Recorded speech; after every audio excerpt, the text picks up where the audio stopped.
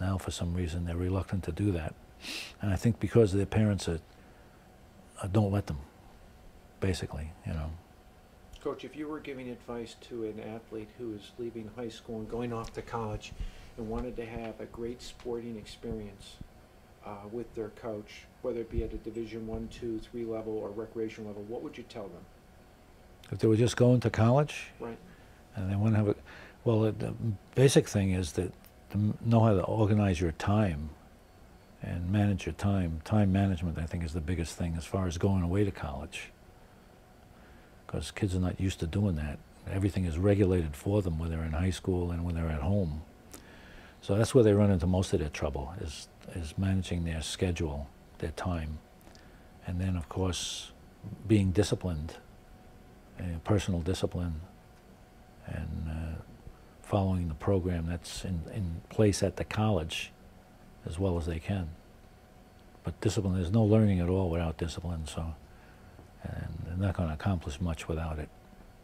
You know, there's been so many fellows that have come through this school, Coach, who are in different sports, and I'm going to use Pete Scuturo down at Goldman Sachs, right, and so on, and they've been touched by you in a special way, where they feel really connected to Malloy and to sports in general via you, even though they weren't coached by you. I had one of your managers in the other day, and we have Gene Doris, who's up at Marist, who now is an athletic director and has been a whole career of athletic in the sports world by being touched by you and you having a positive influence. How many guys out there in college, in pro baseball and high school baseball and all these sports-related fields, Coach? I mean, can you even put a number on it that are working in these fields that you had a direct influence on? Yeah, I don't know. There's a lot of them, but there's guys in other fields too, like Peter. I mean, there are other guys out there like him that are very successful in their own field of endeavor, but a lot of them go into athletics because that's the thing they like the best. You know, do something you enjoy. You know, so they enjoy doing it, and I think probably the different guys that have been affected, Coach. Well, I think that's natural because, I mean, in my own case, I got into this field because I got involved in it at St. John's totally. I got interested in basketball and baseball and coaching, just from the example of Coach McGuire and other coaches that I had. So I think players that I have maybe feel the same way, you know, just based on how you deal with them, and maybe they'd like to do the same thing. And I mean, Jim Larinaga is probably a prime example of who's kind of outspoken about it, you know, mentions it all the time, that I had a great influence on him becoming a coach. And you don't know how you do it, it's just by the way you deal with the individuals, you know. Coach, can you tell me what the Frank McGuire Foundation means to you? Well, anything connected to Frank McGuire is important to me because he to me was a great role model, a great person. I just liked the way he dealt with people. He seemed to be the man at the time, you know, above all other guys that were out there. But and he had just a way of talking to people, making them feel good. So and he never got upset. You could never tell visually whether Frank McGuire won or lost a game. He had a great way of hiding it. Mm-hmm. I mean, he put his arm around a referee during a game and act like he was talking to his best friend, and in the same time he would be berating the guy something fierce. So that's just the way he was. But people in the stands would think oh, isn't it nice that Frank's talking to the referee like that? But actually he was really giving it to him pretty good. So he was a psychological genius, right? Yeah, yeah, he was smart. I heard a story in Xavier High School when he was trying to impress somebody when he was a teacher there, and then he told all the kids that, look, I'm going to give you a cue, and you know, you're to raise your left hand for one answer and your right hand for the other. And the guy from the archdiocese was so impressed by what a class, and Frank had it all orchestrated. So the guy would go out of there thinking everybody was a perfect student thanks to Frank. Yeah. But I remember his stories about Vince Lombardi, his interactions with Vince. Well, he knew Vince from the younger days, because when he was at St. John's as a player, Vince, I guess, was at Fordham.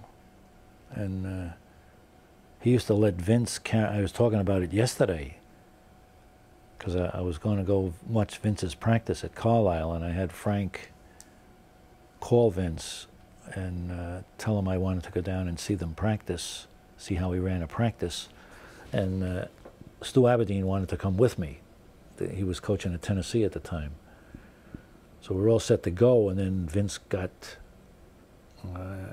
his cancer attack and never coached again. But he wrote a nice letter back to Frank telling him to send me down and he'd take care of me and all that. I still have the letter here that he wrote, and Frank sent it to me. But Frank's relationship with him started when they were younger, and Frank was playing in the college games at the Garden, and Vince used to ask him if he could carry his bag in and sneak in with the team and watch the games. Wow. So that's funny, isn't it? I think that's pretty funny. Right. But then when he took a job coaching, teaching at St. Cecilia's in Jersey, Vince, a high school coach, and I think we played them in football when I was at All Hallows. When he coached at St. Cecilia's, they told him he had to coach basketball too, and he didn't know anything really about basketball. So he asked, he used to come out with Buck Freeman and watch all of his practices and ask Buck, pick Buck's brain about basketball so he could learn how to coach basketball.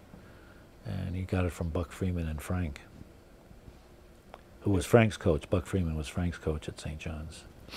Coach, the McGuire Foundation has had 40 coaches receive $10,000 grants for their school athletic Right. programs. Some of these coaches, we're talking about the best of the New York metropolitan area. Who are some of these coaches, like,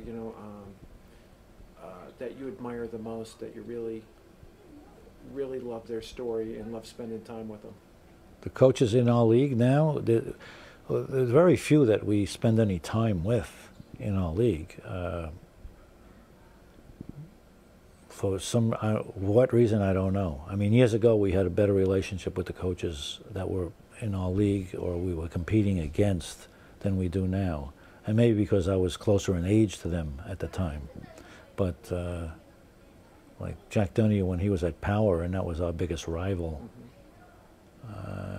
after games, we would meet up in the Bronx at the Lido Riviera, a restaurant up there. And even if we were playing against each other or we were playing different opponents, we would always meet after the games and discuss our games and situations that we encountered during the game and see if we could help each other out.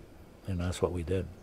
Nowadays, we don't do that. It's very rare that we would get together with an opposing coach or get to know them that well. We know some of them pretty well now, because some of them are staying in the league a long time.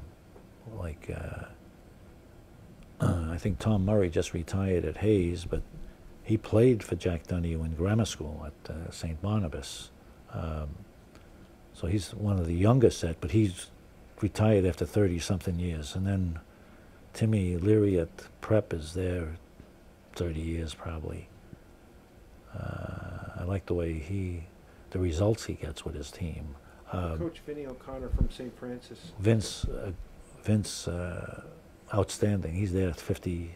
He's there longer than I am. He's there 53 years or 54 years, I think, coaching football. He's amazing.